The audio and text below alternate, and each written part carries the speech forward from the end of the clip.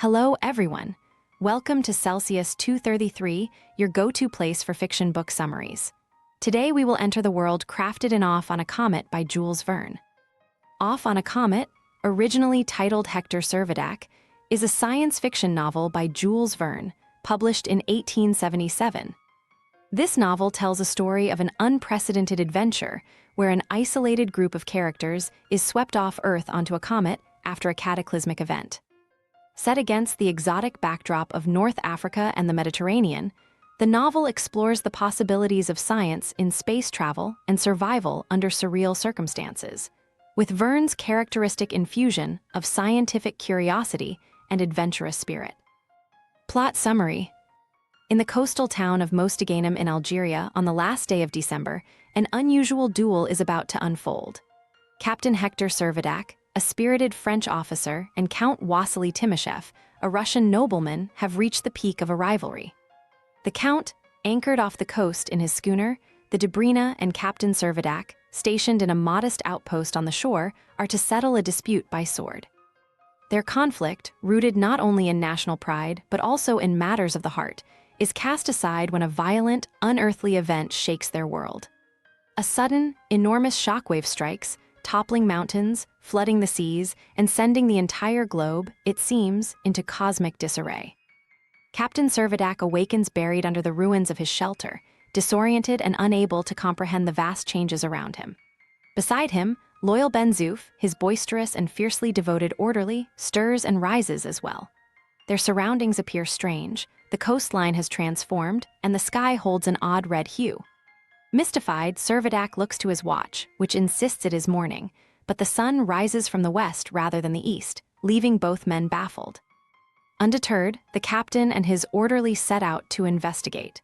On horseback, they discover that the region has somehow become an island, cut off by a newly formed sea that spans as far as they can see. It appears that they, along with a handful of others, are the only people left in this strange new world. In their explorations, Servadac and Ben Zoof come across Count Timoshev and his crew, who also survived the cosmic event aboard the Dobrina. Though the Count and Servadac's initial encounter is tense, the urgency of their predicament soon requires cooperation, and the Count's crew eagerly welcomes the newfound companionship. The differences that had once fueled the rivalry between Servadac and Timoshev now lay forgotten as they unite in the shared goal of survival. Together, the group attempts to make sense of the phenomenon that has swept them away from Earth's familiar landscapes. They encounter additional survivors, including Pomeranian Rosette, a peculiar but brilliant astronomer whose reclusive ways and irritable nature complicate the cooperation. Yet, Rosette possesses information that becomes invaluable. Through his calculations, he realizes they are now on a comet. Professor Rosette, brimming with scientific fervor, explains to the others that the comet, which he names Gallia, collided with Earth, tearing off a section of the Mediterranean coast along with its inhabitants. As Gallia hurtles through space, it possesses its own atmosphere, allowing them to survive, albeit under altered conditions. The group learns to adapt to Gallia's peculiarities. Lighter gravity enables feats of great strength and agility, while shorter days and nights and fluctuating temperatures present new challenges. The more they explore Gallia, the more it becomes evident that this alien world is both fascinating and terrifying. Surviving on Gallia requires not only ingenuity and resilience, but also cooperation among people who might not ordinarily interact so closely. During this period of exploration, the comet's swift course brings it close to Mars, offering the stranded inhabitants a view unlike anything they had seen on Earth. The red planet looms large, its mysteries just as tantalizing as the trials they now face. As they continue to navigate Gallia's terrain, the survivors grow accustomed to their situation, if not comfortable. Rosette's calculations reveal that Gallia will eventually complete an orbit and come close to Earth again.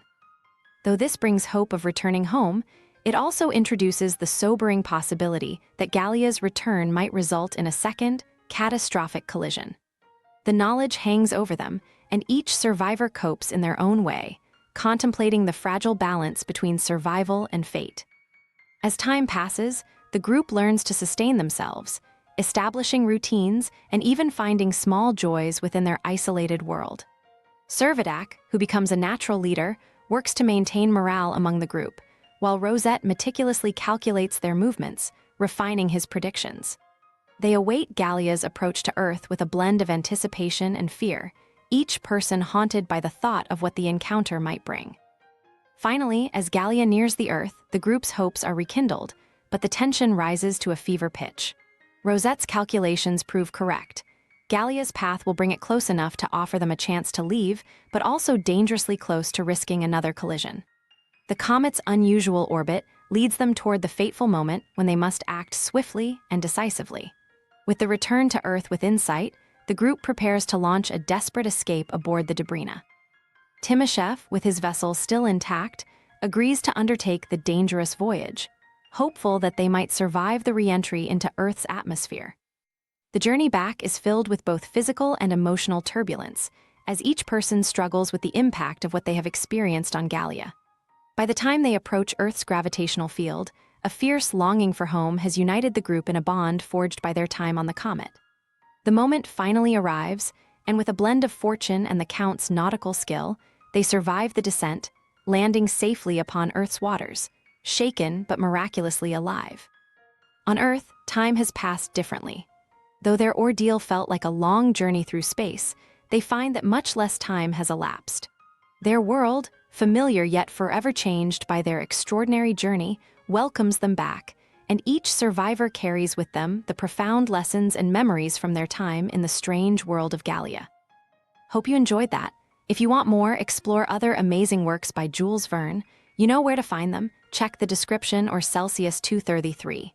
Remember, while our summaries capture the essence, they can never replace the full experience of reading the book. If this summary intrigued you, consider diving into the complete story, buy the book, and immerse yourself in Jules Verne's original work. Bye-bye, take care, have fun.